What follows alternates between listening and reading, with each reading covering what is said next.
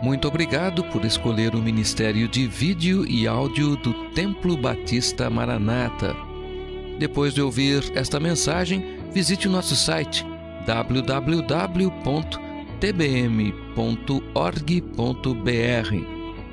A nossa igreja oferece discipulado cristão, instituto bíblico e muitas oportunidades para o seu crescimento espiritual. Que Deus o abençoe. Maranata, ora vem, Senhor Jesus.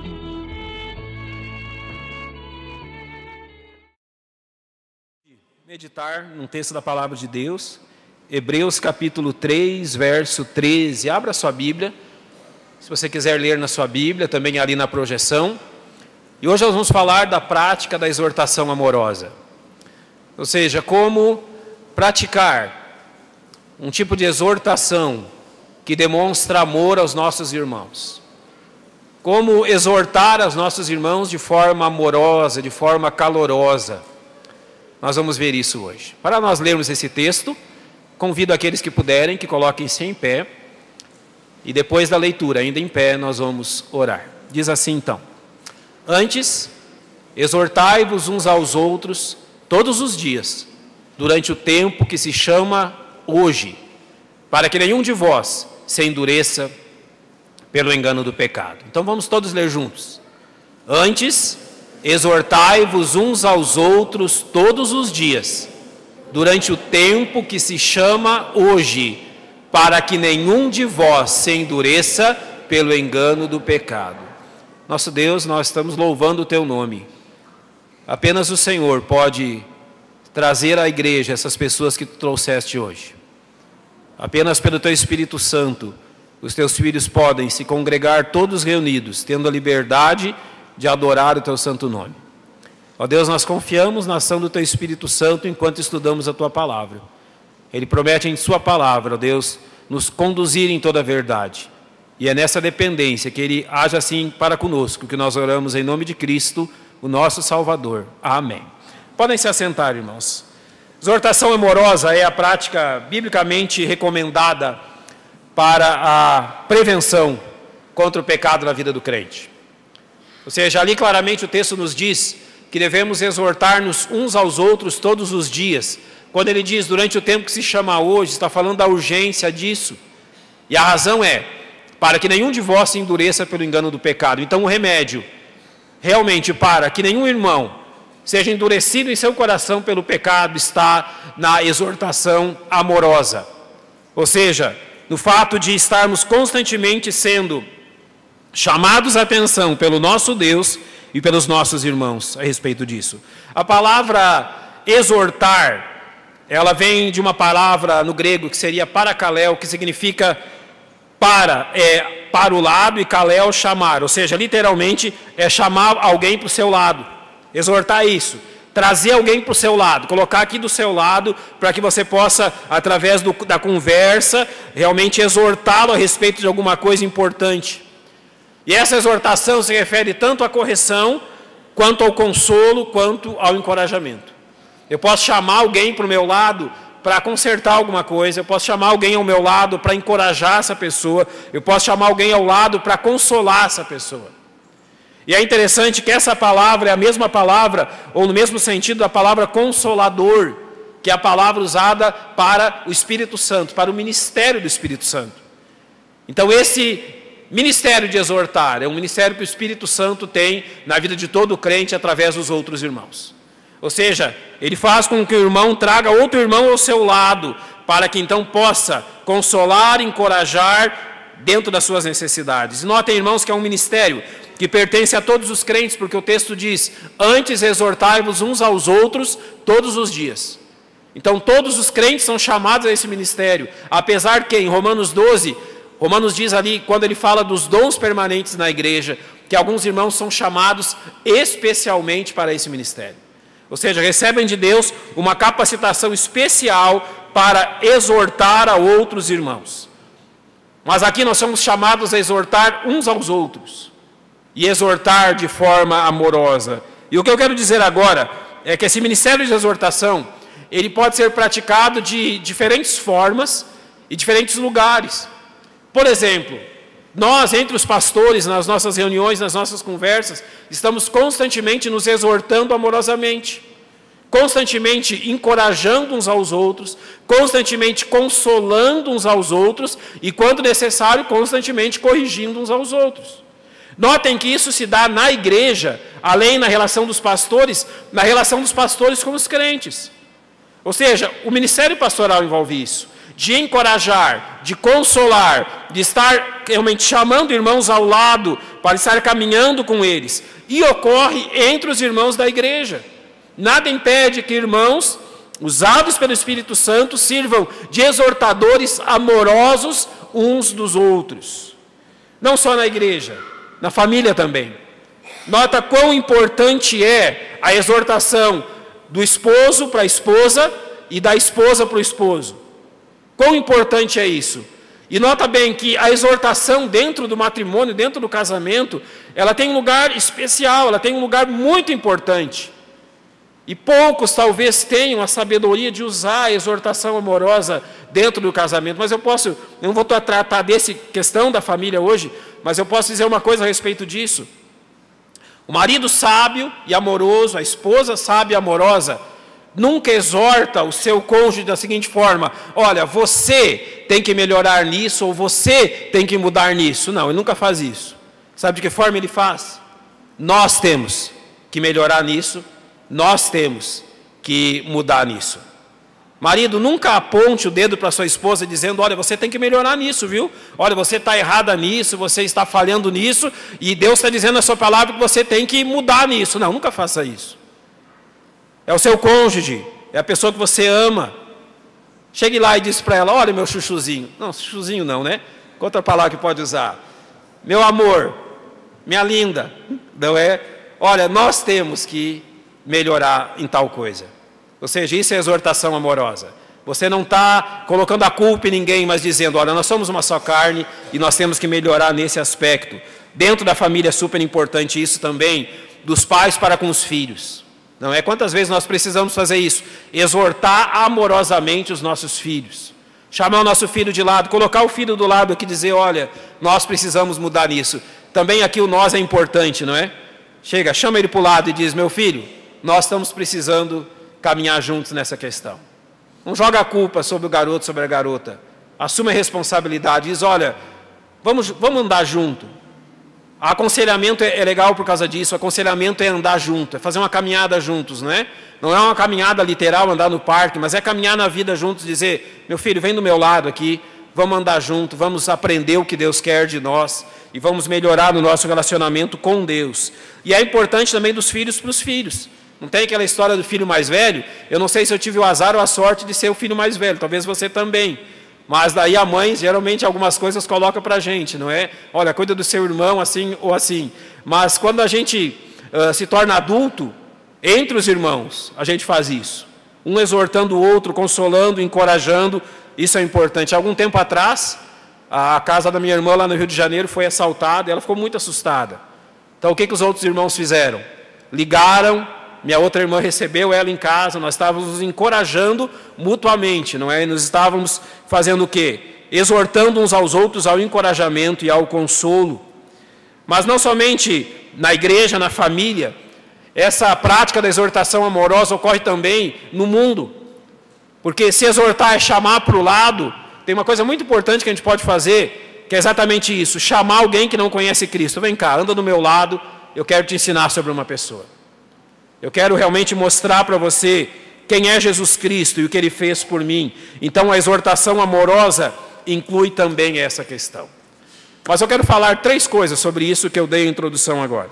E a primeira delas é a utilidade dessa exortação amorosa. Qual é a utilidade de exortar com amor a minha família, a minha igreja e as pessoas do mundo que estão perto de mim? Isso tem uma utilidade, eu quero colocar algumas dessas utilidades. Primeiro, a utilidade de colocar-se ao lado para ensinar a andar.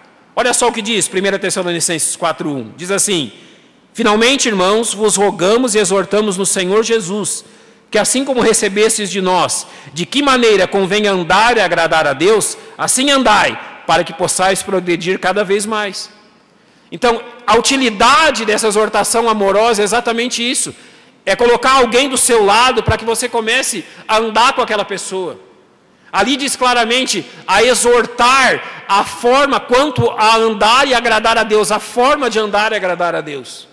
Então você pode usar a exortação amorosa com um crente, principalmente um crente novo na fé, quando você coloca ele ao seu lado e você diz, olha, vamos andar junto. Vamos aprender o que Deus quer de nós. Vamos aprender o que Deus deseja da nossa vida. Isso aqui na igreja, e graças a Deus porque a nossa igreja faz isso, que é a questão do discipulado. Por isso nós estamos encorajando essa reunião no dia 6 de junho sobre os discipuladores. Discipulado é isso, é exortação amorosa, é chamar ao lado, vem aqui do meu lado, vamos andar juntos, vamos aprender o que Deus quer de nós. Se você é um discipulador, você está praticando exortação amorosa. Você está andando alguém do seu lado, ensinando como deve andar e agradar a Deus. Também é colocar-se ao lado para ensinar o que Deus deseja, para ensinar o que Deus quer da vida do outro. Notem bem, em Atos 14, 22, quando diz que confirmando os ânimos dos discípulos, exortando-os a permanecer na fé, pois que por muitas tribulações nos importa entrar no reino de Deus. Quando os apóstolos foram fundando as igrejas, eles voltaram exatamente exortando esses irmãos a permanecerem na fé. Quantas vezes você pode perceber um irmão que está desanimado, um irmão que talvez esteja próximo de desistir dos caminhos do Senhor? Qual é o seu papel, irmão? Exorta, chama amorosamente aqui ao lado e diz, irmãos, vamos ver o que Deus deseja de nós. Vamos ver o que Deus deseja da nossa vida. 1 Tessalonicenses 4,3 também diz que esta é a vontade de Deus, a vossa santificação. Talvez esse verso resuma bem qual é a forma que nós temos usado de exortação amorosa com os nossos jovens e adolescentes. Principalmente nisso, andando ao lado deles e dizendo a eles que a vontade de Deus, o que Deus deseja para a vida deles, é uma vida pura. E como nós conseguimos isso? Como a igreja pode trabalhar para isso? Trazendo o jovem adolescente aqui do lado e dizendo, meu filho, vamos andar junto. Vamos entender o que Deus quer da nossa vida. Em quarto lugar, é colocar-se ao lado para o que for necessário. O texto que eu li na introdução do culto, 1 Tessalonicenses 5,14 diz, rogamo-vos também, irmãos, que admoesteis os desordeiros, consoleis os de pouco ânimo, sustenteis os fracos e sejais pacientes para com todos. A exortação amorosa é importante na igreja sempre que você vê um irmão em alguma necessidade. Você está vendo um irmão enfraquecendo na fé? Chama ele para o seu lado. Está vendo um irmão desanimado da fé? Chama ele para o seu lado. Está vendo um irmão que está andando de forma desordeira, ou seja, de forma que não agrada a Deus? Não escurraça esse irmão da igreja, não manda ele embora, não. Chama para o seu lado. Vem cá, meu irmão, vamos andar juntos e entender realmente como corrigir as atitudes impróprias. Como corrigir aquilo que Deus não quer na nossa vida. Como corrigir aquilo que não agrada a Deus. Nota, irmãos, a igreja, alguns dizem um hospital, mas a igreja também é uma escola. Uma escola que nos ensina como agradar o nosso Deus. E que nos ensina, quando há uma atitude incorreta na nossa vida, a realmente corrigir. E como a igreja faz isso? Chama ao lado e resolve a questão. Em quinto lugar, é colocar-se ao lado para levar alguém a Cristo. Nota bem o que diz 2 Coríntios 5:20. De sorte que somos embaixadores da parte de Cristo, como se Deus por nós rogasse. Então, olhe bem, rogamos, está exortando, vos exortamos da parte de Cristo, que vos reconcilieis com Deus. Nota que importante isso. Chegar perto de alguém, não precisa ter medo disso. Faz no poder que o Espírito Santo conduz. Ele nos prometeu realmente nos iluminar e nos dar entendimento em todas as coisas. Tem alguém na sua família, tem alguém perto de você, no seu trabalho, na sua faculdade, na escola, não conhece Cristo. Chama essa pessoa para o seu lado. Eu quero dizer algumas coisas para você. Começa a realmente andar junto com Cristo, com ela. Dizer para ela e mostrar para ela o que Cristo faz na sua vida. Eu não estou dizendo começa a andar com ela e acompanhar onde ela for, não. Tem um momento na faculdade, tem alguns minutos na escola, chama ela do seu lado. Vamos aproveitar alguns minutos para te falar algumas coisas que mudaram a minha vida. Isso é exortação amorosa. Isso é ter amor pelas pessoas. Isso é uma forma de evangelismo incrível. Porque ao mesmo tempo que você demonstra amor e compreensão, você apresenta o Senhor Jesus Cristo também. Eu dei 5 utilidades dessa exortação amorosa, mas, irmãos, sinceramente, se nós procurarmos na palavra de Deus, nós vamos ter muitas outras. Então, a exortação amorosa é extremamente útil. Agora, você viu o que é exortação amorosa e você deseja agir, então, para que você seja um exortador amoroso. Por onde começar? Para onde começar esse processo? Para onde começar esse trabalho? Então, agora eu quero dizer sobre o cuidado do exortador amoroso consigo mesmo. Aonde começa o trabalho do exortador amoroso? Na sua própria vida. Ele olha para si primeiro. Ele quer ser alguém que abençoe os outros através de uma exortação amorosa. Qual é o primeiro passo? Olha para você. Cuida da sua vida. Realmente tenha cuidado consigo mesmo. E novamente aqui eu quero falar 5 coisas. 5 questões que nós devemos, como exortadores amorosos, ter cuidado na nossa vida. E a primeira delas é reconhecer suas falhas, reconhecer as nossas falhas. Todo exortador amoroso começa por isso. Antes de reconhecer a falha nos outros, ele, pelo Espírito Santo, é capaz de reconhecer as falhas aonde? Em si mesmo. Qual é o problema, irmãos, dos fariseus? Eles eram experts, eles eram realmente muito capazes de reconhecer a falha nos outros. E a pretensão deles era, inclusive, encontrar falhas em nosso Senhor Jesus Cristo. Mas o Senhor Jesus Cristo sempre apontou para eles e disse: olhe para a sua vida. Olha para vocês. E uma palavra que o Senhor Jesus Cristo sempre usou com eles. Jesus dizia assim: escribas e fariseus, hipócritas. Nota bem isso. Então, uma coisa que o exortador amoroso não pode ser é um hipócrita. Ele precisa corrigir as suas falhas. E olha só o que Jesus diz então. Mateus capítulo 7. Por que reparas tu no argueiro que está no olho do teu irmão e não vês a trave que está no teu olho? Ou como dirás a teu irmão: deixa-me tirar o argueiro do teu olho, estando uma trave no teu? Literalmente tem um cisquinho no olho do irmão, mas ele quer tirar o cisquinho do olho do irmão, tendo realmente uma coluna na frente dele que ele não está enxergando. É um exagero, é uma hipérbole? Mas é uma realidade. O exortador amoroso, ele observa as falhas na sua vida e as corrige, para então ser capaz de corrigir também, com a ajuda do Espírito Santo, a falha na vida de outros. Ou seja, ele é consciente das suas fraquezas. Ele não se imagina livre de erros, de falhas e pecados, que normalmente ele possa vir a condenar em outros. Ou seja, ele tem cuidado com a sua vida. Em segundo lugar, o exortador amoroso é imparcial. Aqui em João 8, há uma questão muito interessante que acontece, não é? Os fariseus, como eu citei agora há pouco, eles trazem uma mulher apanhada em adultério. Interessante que eles trouxeram só a mulher. Se foi apanhado em adultério, havia um homem e uma mulher. Mas trouxeram só a mulher. Ou seja, eles eram muito valentões com a parte mais fraca. Mas se alguém podia criar problema para eles, eles pulavam fora. Eles trazem a mulher diante do Senhor Jesus. Então eles começam a ladainha deles dizendo: Senhor, a lei diz, se alguém for apanhado em adultério, seja morto, seja apedrejado. Jesus está ouvindo o que eles estão dizendo. Mas Jesus simplesmente começa a escrever na areia no chão. Sabe o que eu acho que Jesus estava escrevendo? Sinceramente, eu acho que Jesus estava escrevendo o pecado daqueles homens. Sabe por quê? Porque a única diferença entre aquela mulher e aqueles homens é que o pecado dela fora revelado e o deles permanecia encoberto. Era a única diferença. Então, como insistissem, diz o verso 7, perguntando-lhe, endireitou-se e disse-lhes: aquele que dentre vós está sem pecado, seja o primeiro que atire pedra contra ela. Jesus literalmente lhes mostrou como eles eram. Jesus não foi parcial. Jesus não foi nem contra a mulher, nem contra eles. Jesus não foi nem a favor da mulher, nem a favor deles. Jesus simplesmente mostrou a realidade. Ela é pecadora? É, mas vocês também são. Ela precisa de correção? Precisa, mas vocês também precisam. E Jesus então estabelece isso para eles.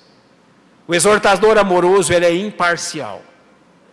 Importa o que Deus disse e não o que eu acho. Importa o que Deus estabelece e não o meu julgamento. Em terceiro lugar, o exortador amoroso, ele não considera-se inatingível. E o que eu quero dizer com inatingível? Ele não olha para si e considera que o pecado não tem poder para derrotar ele. Ele não se considera um super-homem. E observe bem um texto muito interessante em Romanos 2:1, quando diz assim: portanto, é inexcusável, ou seja, indesculpável, quando julgas ao homem quem quer que sejas, porque te condenas a ti mesmo naquilo em que julgas a outro, pois tu que julgas, fazes o mesmo. Sabe o que aconteceu aqui, irmãos? Paulo estabelece a doutrina da justificação pela fé. E no primeiro capítulo de Romanos, ele começa a falar sobre a depravação da humanidade. Os judeus ouvem aquilo que Paulo está falando, e a resposta deles é: Paulo, você está certo. Os gentios são isso mesmo, eles são os cães. Eles chamavam os gentios assim, de cães. Eles são tudo isso que você está dizendo. Daí Paulo para, é como se ele parasse e dissesse: espera aí, vocês não entenderam uma coisa, tem uma parte que vocês não entenderam. Eu não estou falando dos gentios, eu estou falando de todos. Vocês não estão livres disso, vocês não são inatingíveis. O pecado atingiu vocês também. Ou seja, o que vale para eles, vale para vocês. Aquilo que o pecado pode fazer na vida deles, pode fazer na vida de vocês, judeus, também. E Paulo mostrou isso na vida deles.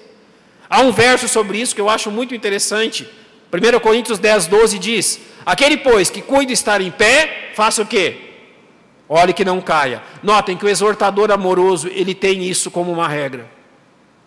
Ele não se considera inatingível. Ele não chega na pessoa que ele está exortando e diz: você, hein? Nunca imaginei de você tal coisa.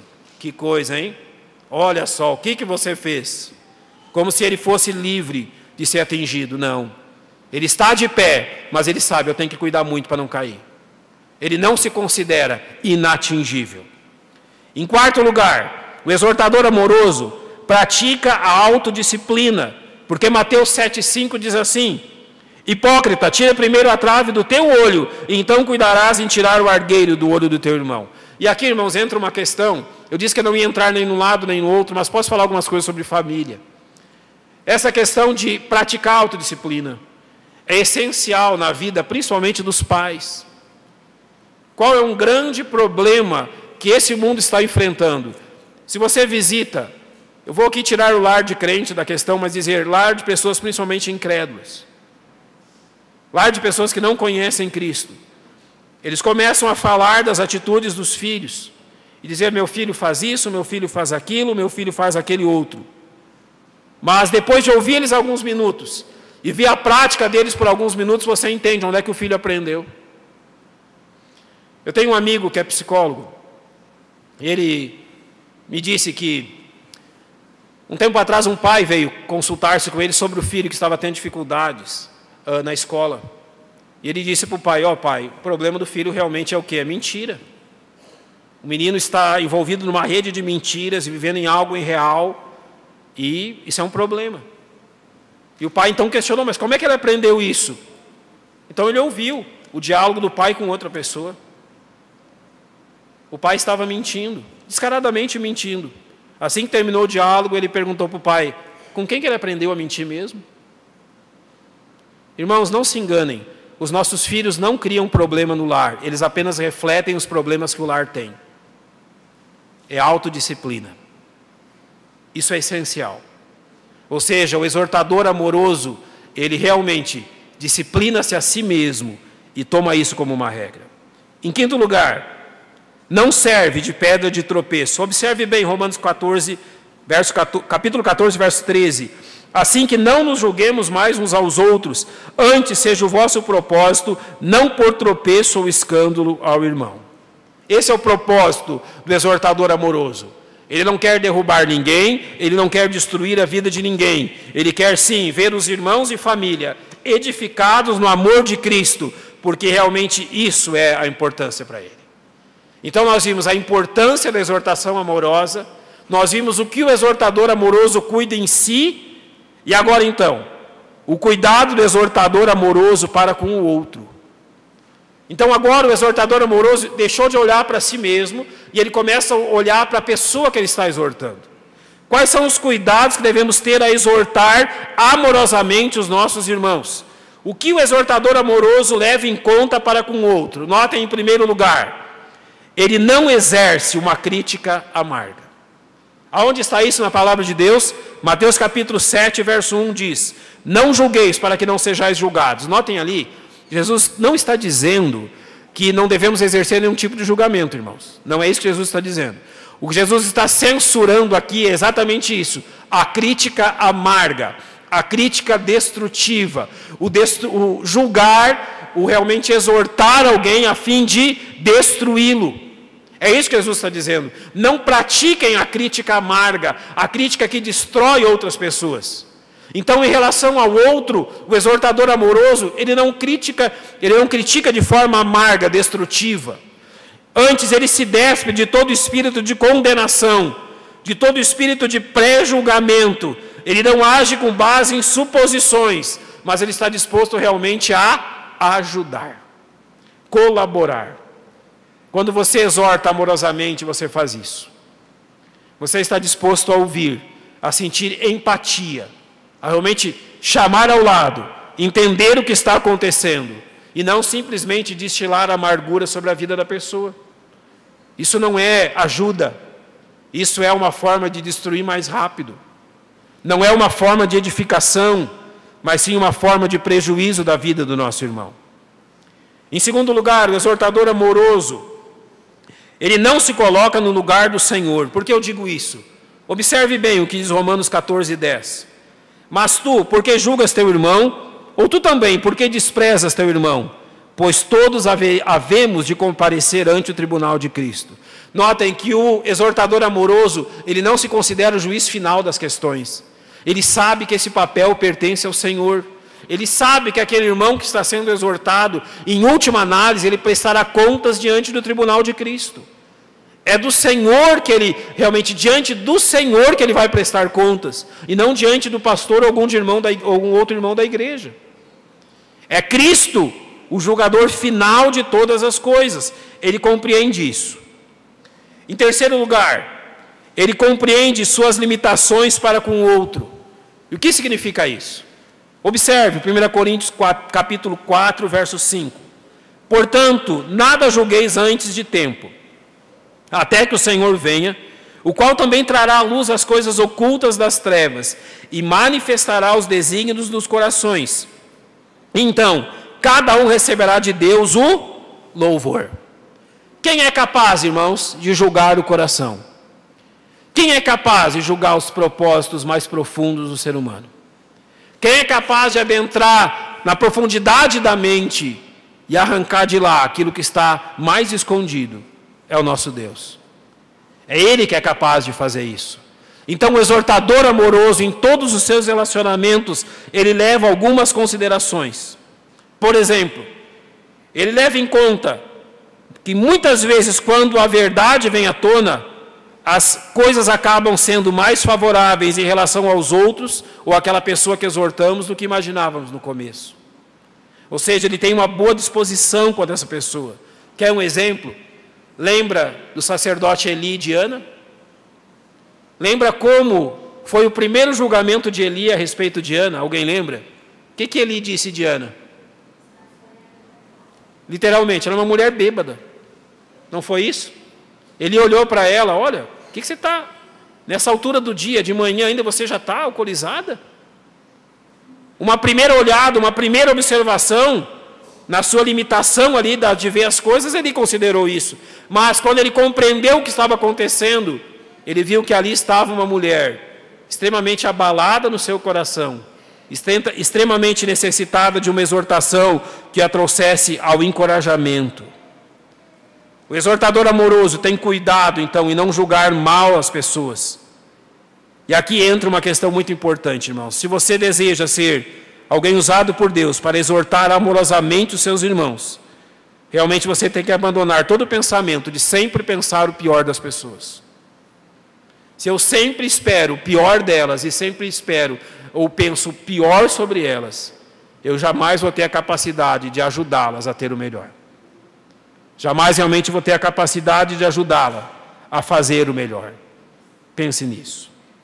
Em quarto lugar, eu quero falar sobre os cuidados gerais de um exortador amoroso. São 3 cuidados gerais que um exortador amoroso pode fazer. Eu lembro que isso pode ser feito na igreja, isso pode ser feito no lar, isso pode ser feito no mundo, com as pessoas incrédulas que conhecemos. Mas o exortador amoroso tem que ter, em primeiro lugar, cuidado em ter a atitude dos 3 amigos de Jó. Lembra o que eles fizeram? mau julgamento. Lembra que os 3 amigos de Jó diziam sobre ele? Jó estava lá no lixão da cidade, os cães vinham lamber-lhe as feridas, perdeu seus filhos, perdeu seus bens. Eles olharam para Jó e disseram o quê? Olha, esse homem pecou. Esse homem fez uma coisa muito grave. Olhando para aquilo que está acontecendo com ele, só pode ser o quê? Jó, confessa o teu pecado, Jó. Fala o que você fez. Deslancha aí, olha, larga. Fala no teu coração. O que você fez, Jó? Porque não ia acontecer isso se você não tivesse pecado. Não ia acontecer isso se você não tivesse feito uma coisa muito grave contra Deus. Ou seja, um mau julgamento. Cuidado com isso. Jó havia pecado? Jó havia cometido um crime? Não. Eles não se aperceberam disso. E só o 4º amigo de Jó, quando chega então, é que decifra o que estava acontecendo. Ou seja, que Deus, na sua soberania, estava agindo ali.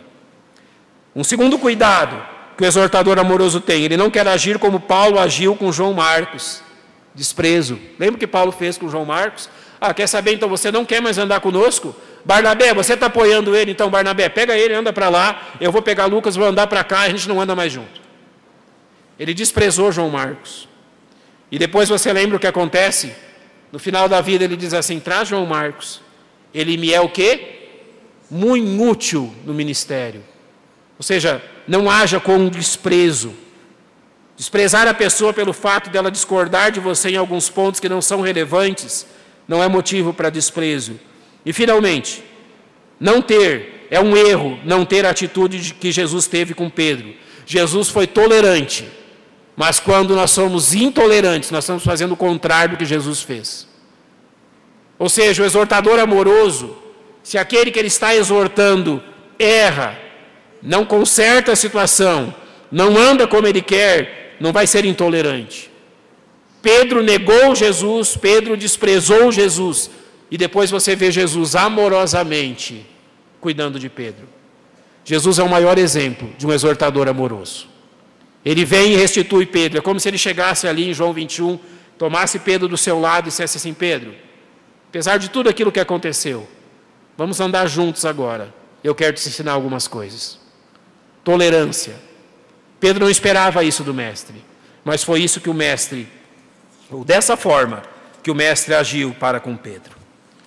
Concluindo, irmãos, o que nós podemos dizer para concluir sobre esse exortador amoroso? Eu quero ler com os irmãos Mateus capítulo 12. E agora no final eu disse que Jesus é o exemplo maior do exortador amoroso. Olhe bem, isso foi repetido em Isaías 42, ou melhor, Mateus está repetindo o que Isaías falou no seu capítulo 42. Então ali Mateus fala assim sobre o Messias. Eis aqui o meu servo que escolhi, o meu amado, em quem a minha alma se compraz. Porei sobre ele o meu espírito e anunciará aos gentios o juízo. Não contenderá, nem clamará, nem alguém ouvirá pelas ruas a sua voz. Então ele diz duas coisas. Não esmagará a cana quebrada e não apagará o morrão que fumega, até que faça triunfar o juízo. Então ali ele está dizendo duas ações que o Messias teria. E é interessante nós pensarmos sobre essas duas ações. A primeira delas é, não esmagará a cana quebrada. A palavra cana ali é o junco que nasce na beira de lagos, lagoas, alguns rios. Sabe aquele junquinho que nasce lá na beira de alguns rios? Ele é extremamente sensível. Ali está dizendo que o junquinho, além de ser sensível, ele está quebrado. Então ele é mais sensível ainda. Ele está dizendo de realmente a sensibilidade ou a dificuldade que essa cana frágil transparece. Ela está um pouco seca, ela apresenta realmente essa dificuldade que leva ela a ser mais fraca ainda. E ela representa algumas coisas. Ela representa aquelas pessoas oprimidas, enfermas, cansadas, que estão enfrentando todo tipo de luta e tribulação no mundo. Aquelas pessoas frágeis. E o texto está dizendo assim, que Jesus não esmagaria as pessoas frágeis. Nota bem. Jesus seria um exortador amoroso que teria todo cuidado com as pessoas fragilizadas. Jesus é incrível. Só Jesus para se preocupar dessa forma com o ser humano. Ele conhece a nossa fragilidade e Ele tem todo o cuidado com a pessoa que está fragilizada. Também diz que não apagará o morrão que fumega, ou seja, aqui é a imagem de uma lâmpada, que eles colocavam um pequeno chumaço ali, e aquele chumaço, então, ele já estava se apagando, ele estava começando a sair fumaça, e saía dali pouca luz. Ele novamente se refere às pessoas que estão oprimidas, doentes, desanimadas. O torrão ele está dando os últimos sinais de vida, vamos dizer assim. A pessoa está numa opressão terrível, ele diz que ele não apagará esse morrão que fumega. A gente tem uma expressão que diz assim, que é fácil jogar a terra em cima da sepultura de alguém, enterrar aquela pessoa e esquecer dela. Jesus nunca foi esse tipo de pessoa. Jesus sempre teve cuidado com aqueles que estavam fragilizados. Jesus sempre foi um exortador amoroso. Ele sempre tratou dessa forma as pessoas ao seu redor. E é assim que nós somos chamados a tratar as pessoas que estão ao nosso redor. Eu comecei dizendo que todo crente precisa ser um exortador amoroso.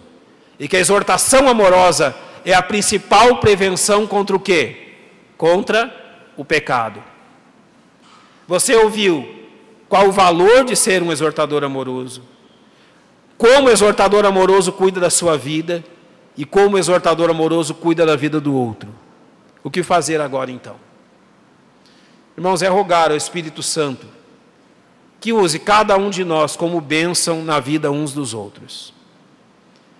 Sabe o que está perdendo a pessoa que não vem à casa de Deus? Ele está perdendo a exortação amorosa da igreja para com ele. Talvez ele esteja em erro e engano. E sabe por que ele não se corrige? Porque ele não vem à casa de Deus para receber a exortação amorosa que corrige a vida. É uma bênção, irmãos, estarmos juntos. Quando eu olho para algum irmão, está firme, fortalecido em Cristo, aquilo me exorta amorosamente. Se eu estiver com erro na minha vida, com pecado na minha vida, e vejo os irmãos seguindo fielmente a Cristo, aquilo me exorta amorosamente. Não deixe de vir à igreja. É isso que Lúcifer quer, é isso que o inimigo quer. Porque quando você deixa de vir à igreja, a exortação amorosa não acontece. Não deixe de frequentar a casa de Deus. Há um cântico que nós cantamos como? É bênção sobre bênção. Irmão, você também é o quê? Uma bênção para mim. De que forma? Me exortando amorosamente. Ame os irmãos. Tenha realmente um espírito de exortação amorosa para com todos. De união, de crescimento, de glória do nome de Deus. E nós vamos ser como Cristo. Cristo jamais desprezou os frágeis, mas Ele sempre acolheu aqueles que precisaram dEle, exortando-os amorosamente no seu amor e na palavra de Deus. Feche os seus olhos, vamos orar.